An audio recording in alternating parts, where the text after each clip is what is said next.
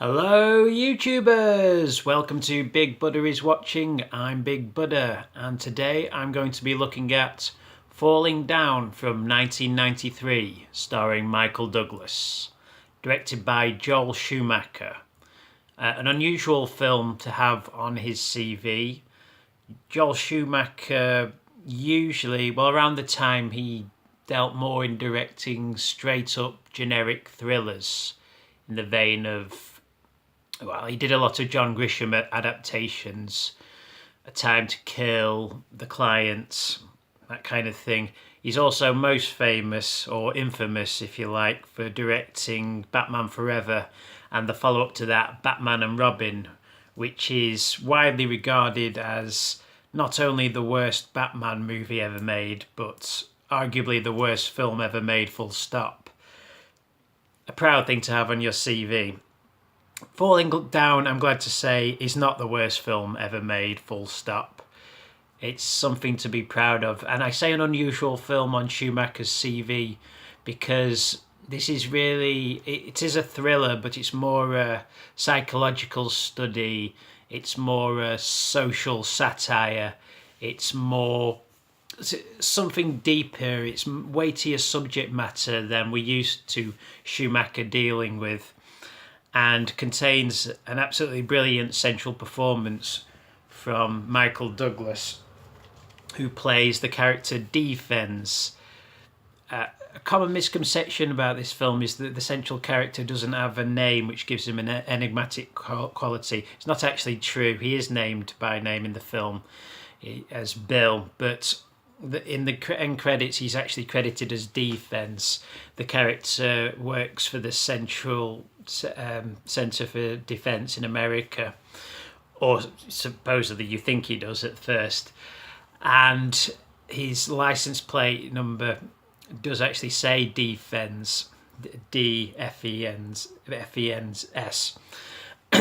The plot of the film is very simple. It's Michael Douglas breaking one morning, having essentially a mental collapse, getting up out of his car on a hot, dusty, sweaty morning in Los Angeles and deciding just to walk home to go and see his wife and child, his ex-wife and child, who you later discover.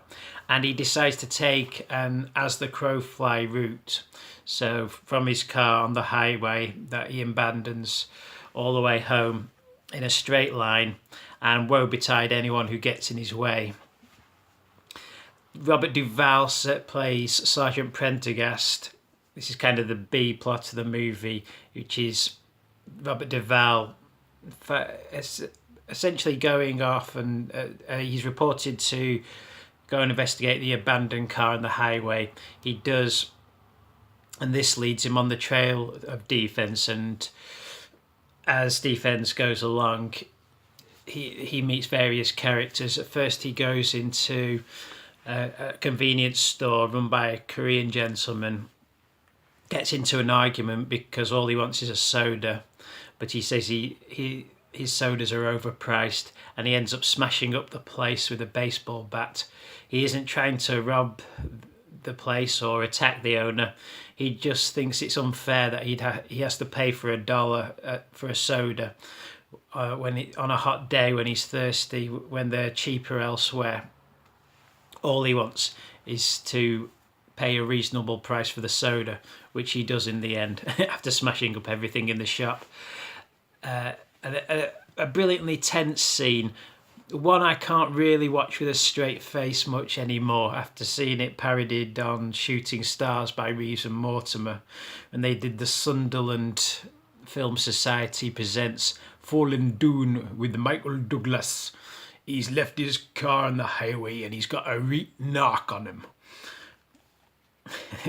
And you have Michael Douglas going into the convenience store and complaining that the Vimtos are too overly priced and he could pay a lot less for them in Londis. Smashes the place up, leaves. Way to go, Michael Douglas. Anyway, so various scenes play out like this. He goes into a fast food restaurant, which I'm guessing in the script was supposed to be McDonald's, but for legal reasons they had to change it to generic made up fast food place. But he wants a breakfast, but it's 10:35 and they stop serving breakfast. So he brings out the big guns literally and holds the place up. Doesn't rob the place again. He just wants to be served breakfast at 10:35 because it irritates him so much that he can't get breakfast at 10:35. And then changes his mind and orders a burger and then complains that it doesn't look like it's supposed to in the pictures. I forgot to mention a previous scene to that, he runs into some gangbangers. They attempt to kill him in a drive-by shooting. Miraculously, he survives, which gives him an air of invincibility. They then crash the car. He goes and steals their arsenal, a big bag of guns, and shoots one of them in the leg. Just strides for the scene. He's pretty cool in the film, and that's why he has the bag of guns when he goes into the fast food restaurant. So you get various scenes like that, and you have Robert Duvall's character in classic 90s cop movie cliche fashion. It's Robert Duvall's last day before retirement, so there's an air of tension in his story that he's not going to make it to the end of the day, because cops who are one day from retirement never make it to the end of the day in 90s thriller cop movies. If there's I mean, it's not a perfect film. There are some problems with it. One of the problems is really that the Michael Douglas story is so compelling and fun in a way. It's, although we might not want to admit it, I think there is enormous fun to be had from Michael Douglas's story. It's almost a wish fulfillment story, although we probably wouldn't like to admit it. We'd all secretly, deep down, like to revert to our primal instincts and have a day like this. But so there is almost a wish fulfillment, aspirational aspect. Maybe aspirational is the wrong word, but a wish fulfillment aspect to the story. Unfortunately, the narrative keeps flipping back to Duvall, and to make the story work, obviously you need to have Duvall's character. You need to have this force that you know is ultimately going to stop the force of nature that defense has become. So you need the Duvall character. Unfortunately, his story isn't nearly as compelling as Douglas's. So you get a film, a story that kind of moves in fits and starts. You know, when it's on Douglas, it's so compelling and so watchable and engaging, and then when it cuts to Duvall, it becomes more of a generic story, a generic thriller, a generic cop movie.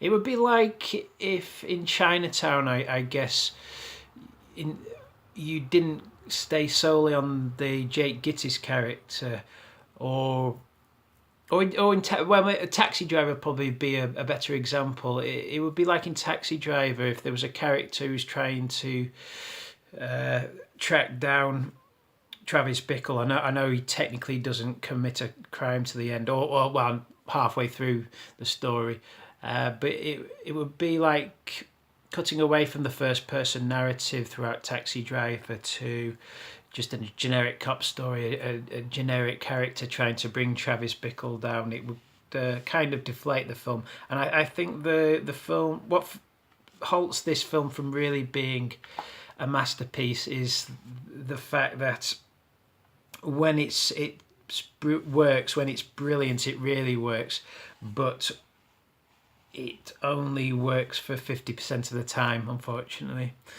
But a great lesson for screenwriters everywhere: don't overcomplicate your protagonist's motivations.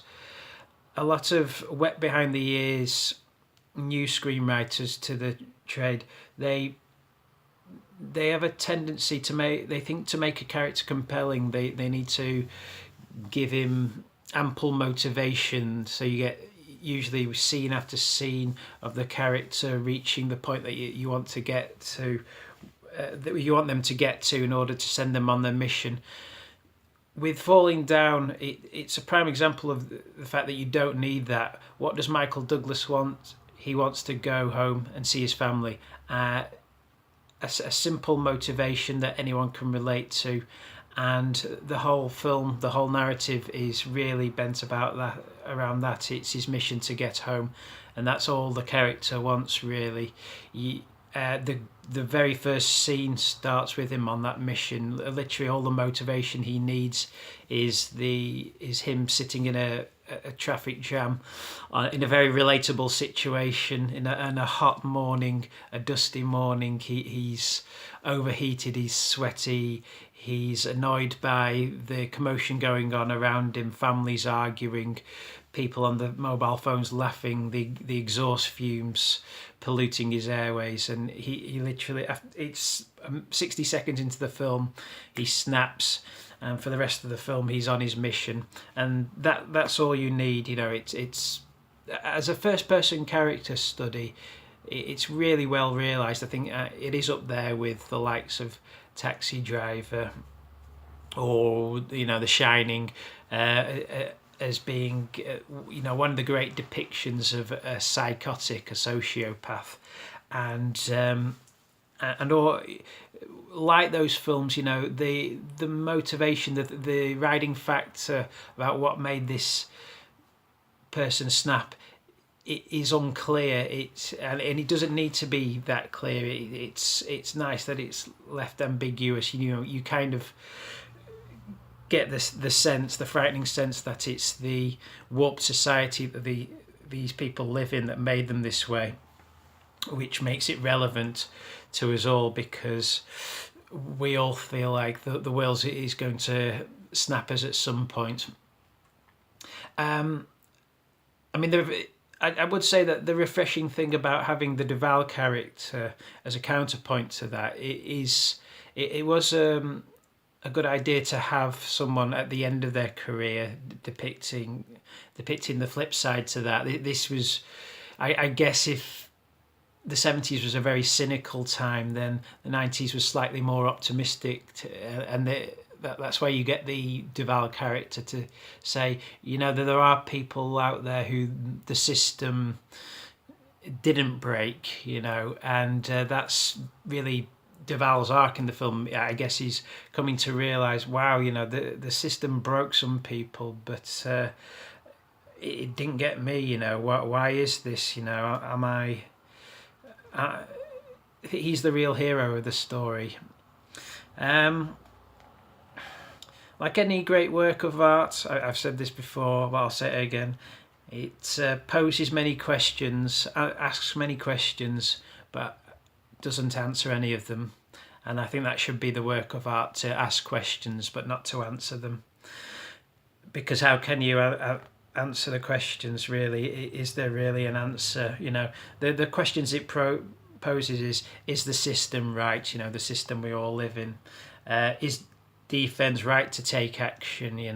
If everybody took action the way he does, would we have anarchy and chaos? Is anarchy and chaos really the only truly just way to govern society? Is defense crazy? What is crazy? Is crazy really anybody who goes against how society has conditioned us all to act? Is he really the only sane one amongst us, and it's us that are all crazy for going along with the rat race? Is he a fascist? It's a question that's posed really at the centre of the film.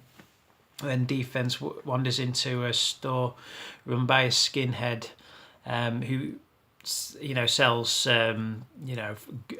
guns, arms, police radios, combat equipment, that kind of thing. But later on you discover that below the shop he has a collection of Nazi paraphernalia, his own personal question, empty canisters of C4 that were used in the Holocaust, that kind of thing. And he shows it to Defense. Defense says, why are you showing me this? And that, again, it's another situation that explodes into violence, arguably the most violent scene in the film. It becomes almost a rape scene at one point, almost. and then goes in a different direction. Is he a fascist, Defence? He would argue not. He certainly looks like he could be. He has the military cut and the glasses and dresses. After this scene, adopts very much a kind of military combat guerrilla look to his outfit. I think as a character, Bill Forster he's probably on the right. He works for American Defense. He would have probably voted for Trump or for George Bush. I'm not saying that makes you a fascist. I'm not going to say that. But yeah, it's certainly a question. The political aspect is something that bubbles under in the themes of this film. Does he have any right to be angry? Does he deserve the life he feels he was denied? He goes on in the film about how he did everything right and yet the system denied him what it promised. At one point he breaks into someone's garden because he's just passing through, and it turns out to be the garden of a plastic surgeon, and he said, I was in the wrong game. I worked to protect this country. I really should have become a plastic surgeon. That was where the money was.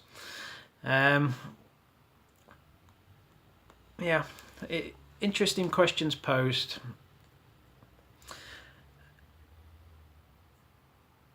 I really like this film. I do. I can watch it as a piece of fun.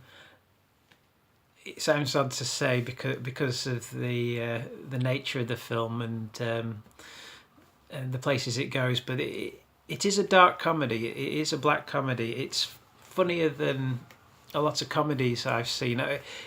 And I know this because I have watched it with friends, and we have sat there and laughed all the way through. Laughed more than we have in some comedies, I'd say. The first 2/3 of this film are the areas that really work well, where you just have almost these self-contained scenes of Defence going from place to place to place, and the people he encounters. And it's no coincidence. This film could only have been made in Los Angeles at this time, and it was 1993, so it was a year after the LA riots, the Rodney King beatings. LA at the time was really a boiler pot city. There was ripe tension in the air, and this film came along and really capitalised on that.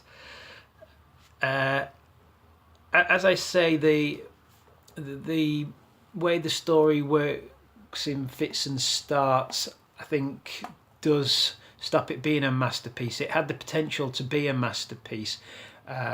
When it works, when it pops in the Douglas's early scenes, it really hits a level that most films don't attain. But what stops it being a masterpiece is the fact that it can't sustain those moments. There's lots of great self-contained moments, but overall it just adds up to a pretty good film, but something that could have been great, just with a few tweaks here and there. The other thing that kind of drags it down into mediocrity, I guess, is the last third. The first 2/3 of this film are the most entertaining aspects of it. When Schumacher feels the need to start trying to wrap the story up, and when you get to the point where you know that the Duvall character and the Douglas character are going to come together, then that's when the film kind of lapses into bog standard thriller territory, and it becomes very conventional, like I say. And so that's another thing that really denies it its masterpiece status. I'd love to say that this film is a masterpiece. It's not. It's very good. It's very enjoyable, but it's not quite the film I feel it could have been.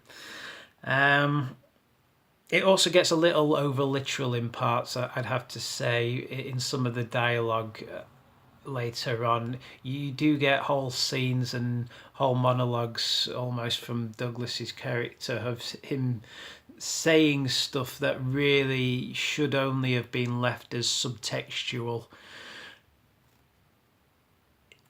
Don't tell, show. That's the golden rule, and this film gets a little telly at the end as well. So there you go. That's all I'm going to say on Falling Down. It is a film I enjoy, and I do think it's a pretty good movie. Uneven, sure, but enough fantastic moments to make this one hell of a fun watch. So it gets a recommendation from me. So that's all I'm going to say for the moment. So only 20 minutes on this one. Wow, that's a short one for me. So until next time, folks, this is me, Big Buddha, signing off, and I shall see you all. Oh, sorry, yeah. Did I mention Michael Douglas is fantastic in this film? I think I might have done earlier on. I'll just restate it if I didn't. Michael Douglas is fantastic in this film. A real breakaway from the kind of sleazy sex thrillers he was churning out at the time. I always found Michael Douglas a little bit sleazy, a little bit leathery. I know he was a sex addict at one point. So this was when he's called upon to do good character work, he really can pull it out of the bag. And anyone who saw Beyond the Candelabra, was it Behind the Candelabra, where he played Liberace. He played Liberace perfectly. Who knew? So he can do that kind of stuff when he's called upon. So great character work from Michael Douglas there. I just needed to say that. There you go. That's bumped up the runtime to something like we're more used to. So I'll cut it there. Falling Down, recommendation for me. That's all I'm going to say. Robert Duvall's also good, and Barbara Hershey. So long, YouTubers. See you all out there in YouTube land.